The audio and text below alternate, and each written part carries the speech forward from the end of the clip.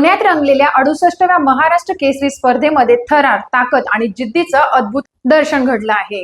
रामकृष्ण अण्णा सावंत पाटील यांच्या वतीने आयोजित या स्पर्धेला प्रेक्षकांचा उत्स्फूर्त प्रतिसाद लाभला असून प्रत्येक लढत रोमांचक ठरत आहे.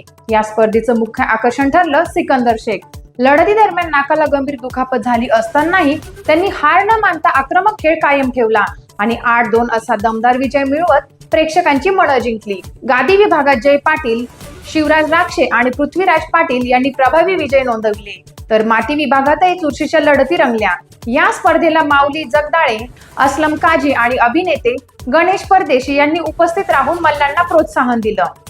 जिद्द, कौशल्य आणि प्रेक्षकांच्या जल्लोषामुळे महाराष्ट्राच्या पारंपरिक कुस्ती संस्कृतीचा भव्य उत्सव अनुभवायला मिळाला. अशाच अपडेटसाठी पाहत रहा टाइम्स ऑफ महाराष्ट्र.